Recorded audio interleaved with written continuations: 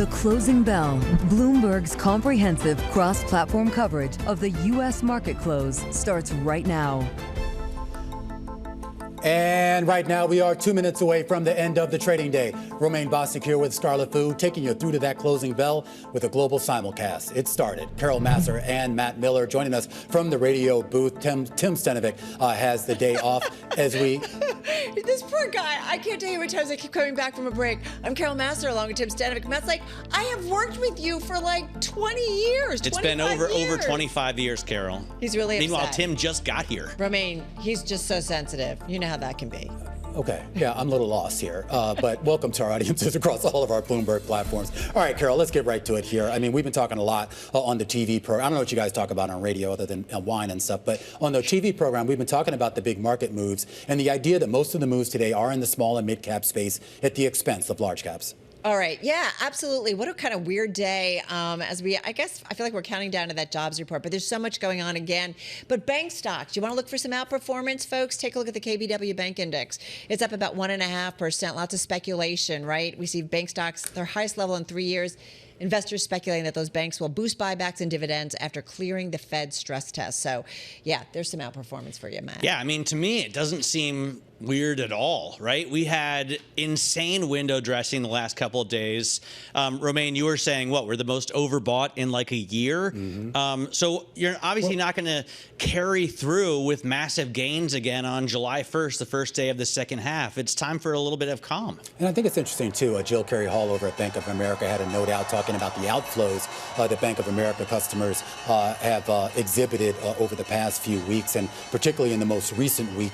The idea that those withdrawals, those outflows have actually accelerated. So an interesting mix here and an interesting test of sentiment as we head into the second half of the year. A second half of the year that, at least for the S&P 500, ends on a down note. Down fractionally on the day by 0.1%, only down about 7 points, just slightly below that 6,200 level. The NASDAQ Composite and NASDAQ 100 both down roughly about 0.8 or so on the day. But the two bright spots on the day, you have the Dow Jones Industrial Average up 0.9%, up more than 400 points, and the Russell 2000 up more than 20 points or a percent on the day. Just real quickly, Carol, I just want to point out transports adding 3% and the S&P 400 mid caps adding 1.2. Wow, some outperformance there. We do also have a headline crossing. Xerox closing its purchase of Lexmark, so uniting two industry leaders. Just blast from the past. Industry leaders, huh? Wow. I just read the headlines. S&P 500, by the way, folks, most names higher, 378 to the upside today, 124 to the downside, Scarlet. So even though the S&P 500 itself was pretty much flat on the day, we do look at 9 sectors finishing in the green. The materials sector up by 2.25%, with all 26 members advancing. Healthcare stocks also getting more than 1%, up 1.4%. The laggards of the day, the biggest sector in the S&P, technology losing 1.1%, and communication services reflecting declines in names like Meta. All right, let's get to some individual gainers. And guys, be kind to me, don't judge. Some of them are not household names, so I'm just kind of setting you up here. Small cap, $590 million. Wow, I recognize one of them. Yeah, I'm not sure help me if I'm not pronouncing this. Atay Life Sciences, do you know? Sure. You're on your own on that one. You picked this. What are you talking about? I know. Well, I had a busy day. What is it, Carol? It's a life sciences company. It's actually a psychedelic drug developer. Sweet. Based in Berlin. Yeah. Matt's all over this. It's based in Berlin. Do you know this company? I have not done any testing for them, but... Okay. Based in Berlin with 54 employees. Thank you. God, you guys are tiny, such love. Yeah, it's $590 million market cap. Shares up as much as 32% today, finishing the day with about a 23, almost 24% gain. Psychedelic drug developer said a mid-stage trial of its experimental therapy for treatment-resistant depression met all key endpoints. You know that this is something that's been percolating for years generally when it comes to psychedelics. Stocks up about 109% year-to-date, 7% though of the float is shorted, but that was definitely a standout. Here's another one, not a household, just under a $600 million market cap. Shares jumping about 14% after Roth Capital Partners raised the price target for the gold and silver producer to 15 from 12 after the company increased its gold and silver price forecast. This stock is up 41% year-to-date. 10% of the float is short. And then here's a more well-known company, $8 billion market cap company. I know, AGCO.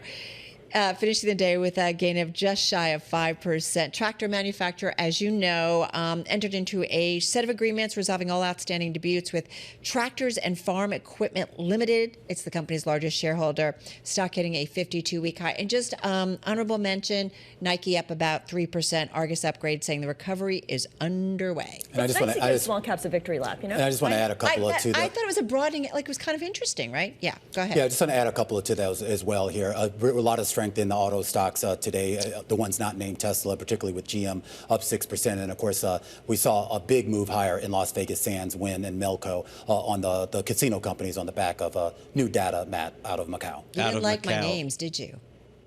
You didn't like my names. He's not going to respond. He's not going to respond. I'll tell you the decliners, and Tesla has to be the standout, certainly the biggest of them. It's no longer worth $1 trillion. It's down for 6 days in a row. It's fallen almost 14% in those last 6 trading days as well, first of all, the big, beautiful bill goes through, taking out EV subsidies and tax credits sooner than initially expected, and now it looks like Trump and Musk, President Trump and Elon Musk are in another fight where President Trump is threatening to turn Doge, which he refers to as a monster, against now Elon Musk's companies and potentially looking at deportation of Elon Musk. I don't know how that would work since he's a U.S. citizen, but I feel like I have confidence that President Trump can achieve even that. Warner Brothers Discovery shares down as well after a big block trade. Advanced Newhouse sold 100 million shares for about $1.1 billion, according to a filing that was at 4.3% below where the stock closed. And you can see today it's down 4.54%, so almost exactly that. And then I've been thinking a lot about strategy, which used to be called MicroStrategy, and the ticker is still MSTR. Because of this spat, Scarlett, between Jim Chanos and Michael Saylor, I was listening yesterday to the Odd Lots podcast with Chanos, which I highly recommend you take a listen to it, because they really trash these leveraged Bitcoin proxies. However, Strategy looks set to register an unrealized gain of $14 billion in the second quarter, which is massive. There are only 10 U.S. multinationals that are expected to exceed $10 billion in profits last quarter. So MicroStrategy is among essentially the biggest banks on Wall Street. Doesn't Strategy have an actual business? I mean, when we talked to Michael Saylor, he said they have a real business selling financial products and software. But essentially, it's a leveraged Bitcoin proxy, right? Yeah, that's what it's become. And there are like 200 others, apparently. All the Me Too copycats. All right, let's keep it moving here. Just a quick check on yields, guys. We did see a bit of a flip-flop in the trend line that we've had over the last few weeks, where short-term yields would fall more than long-term yields, but that flipped on its head today with shorter-term yields moving higher, 5 to 6 basis points on the 2-year yield. And a lot of this has to do with now a rethink of some of those bets on Fed rate cuts. That JOLTS data, a big preview, potentially a preview to what we might learn on Thursday with the monthly jobs report, causing some people to see a little bit more strength in the labor market, which i.e. would translate into maybe a little bit less likelihood of a rate cut anytime soon. All right. And I just want to mention House Speaker Mike Johnson, some headlines. He's speaking to reporters saying a lot of work ahead, but we'll get the Trump tax bill done. He said the Senate amended the tax bill a little bit more than preferred, so we'll continue to monitor. In the meantime, we're monitoring kind of fashion trends. And I got to say, both Romaine and Matt are super fashionable, always look dapper, but I'm not quite sure if they're going to embrace something called the snowfer, which is basically a hybrid sneaker loafer, but they're said to be footwear's hottest trend. Yeah, so it's a kind of a sneaker and a loafer. It sounds like it's going to be kind of comfortable. Good God. It's horrendous. Who's wearing those? Come on, you would look great in this, Romaine. You know who would look great in this? Who? My 77-year-old aunt. You know, tracing around Hilton Head. I love you, by the way, Sheila.